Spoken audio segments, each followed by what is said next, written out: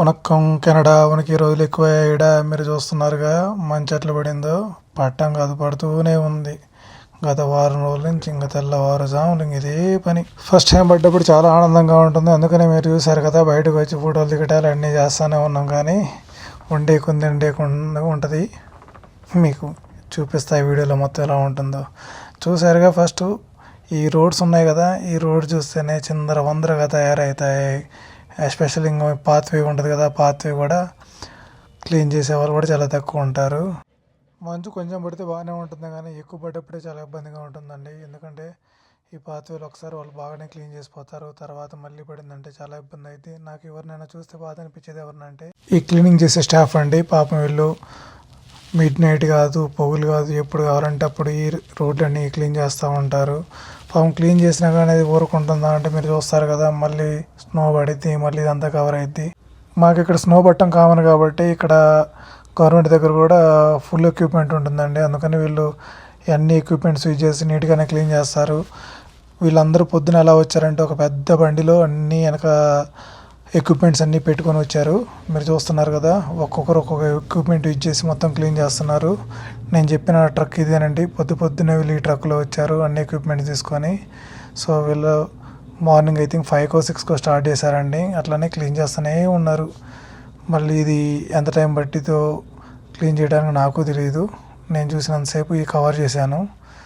ఇదే కాదు, వీళ్ళ దగ్గర ఇంకా డిఫరెంట్ ఎక్విప్మెంట్స్ కూడా ఉన్నాయి.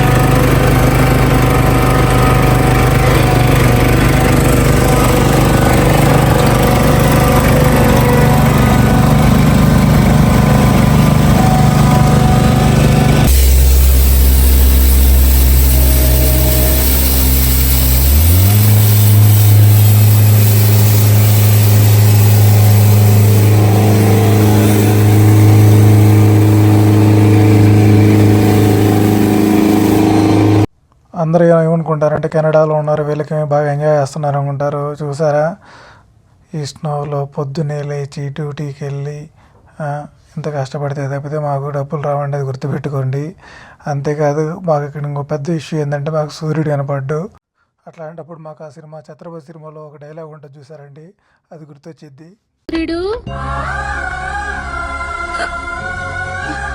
సూర్యుడు వేగిరారా, ఎవరైనా మా సూర్యుడు ఆడున్నాడు పిలవండి బాబు. సత్యనా, ఓ సత్యనా, మా సూర్యుడు కానీ వచ్చాడా? అదనమాట మా పరిస్థితి.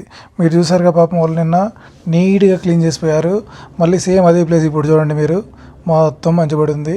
సో ఇంక ఇదే పని అనమాట. ఒక్కసారి స్టార్ట్ అయిందంటే ఇంకో ఈ సీజన్ మొత్తం ఇట్లానే ఉంటుంది. నవంబర్లో స్టార్ట్ అవుతుందండి, ఏప్రిల్ దాకా ఇంతే ఉంటుందండి. మా అదృష్టం కొంది అప్పుడప్పుడు ఏప్రిల్ మిడ్ దాకే ఉంటుంది.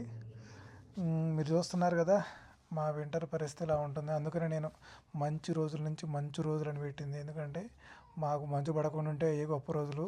మీరేమైనా అనుకుంటారేమో మంచి ఫ్యామిలీకి దీనికి ఏమైనా సంబంధం ఉందని. ఎటువంటి సంబంధం లేదు. ఎందుకంటే ఈ మధ్య వాళ్ళు కేసు రోడ్డు పెడుతున్నారు. ఇలాంటివి నేను అసలు చేయను. మంచి ఫ్యామిలీ అంటే నాకు చాలా ఇష్టం. అండ్ కాక మోహన్ బాబు అంటే ఇంకా ఇష్టం. మా ఫ్రెండ్ ఒకటే పెరిగాడు, నా మంచి పడితే అసలు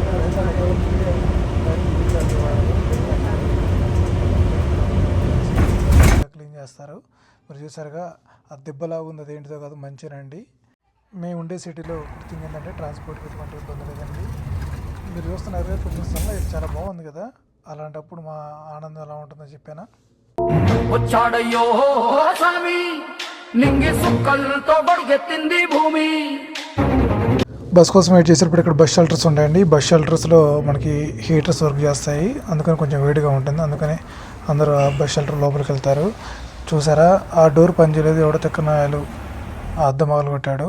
ఇలాంటి పనులు ఇప్పుడు చేయొద్దండి, ఎందుకంటే కెనడాలో ఇలా చేస్తే ఎవరికన్నా తెలిసింది అంటే డెఫినెట్గా దానికి ఎంతైతే ఖర్చు అవుతుందో ఆ ఖర్చు మన మీద వేస్తారు. చాలా జాగ్రత్తగా ఉండండి. ఇంకో ఫ్రెండ్ అడిగాడు, ఇంత మంచులో కూడా ఎవరైనా స్కూల్కి పోతారా పిల్లలు అన్నారు. ఈ మంచు కాదండి, ఏ మంచు పడ్డా కానీ స్కూల్ ఖచ్చితంగా ఉంటుందని. ఇంకా వరెస్ట్ సిచ్యువేషన్ అంటే స్కూల్ క్లోజ్ చేస్తారు, కానీ మామూలుగా అయితే ఇంక రోజు స్కూల్కి వెళ్ళాలి. కారు ఉన్న వాళ్ళు ఇదిగో ఈ విండ్షీల్డ్ లిక్విడ్ ఉంటుంది కదండి, డెఫినెట్గా మీరు క్యారీ చేయాలి. ఎందుకంటే ఈ స్నోకి అసలు ఎప్పుడు ఎలా ఉంటుందో మనం చెప్పలేము. మళ్ళీ సాల్ట్ అండి, సాల్ట్ కూడా మనం క్యారీ చేయాలండి. మేమైనా మిస్ అవుతామంటే ఈ వింటర్లో ఇదిగో ఈ అవుట్డోర్ క్రికెట్ ఎంజాయ్మెంటేనండి. అవుట్డోర్ గేమ్స్ ఏమీ ఆడలేము, అదొకటే బాధ. ఇంకా మన ఛానల్ ఎవరైనా సబ్స్క్రైబ్ చేస్తే ప్లీజ్ డూ సబ్స్క్రైబ్. ఉంటాం, తింటాం, పంటాం. ఈ రోజు నుంచి ఒక వీడియో పెట్టడానికి ట్రై చేస్తాను. Thank you for watching.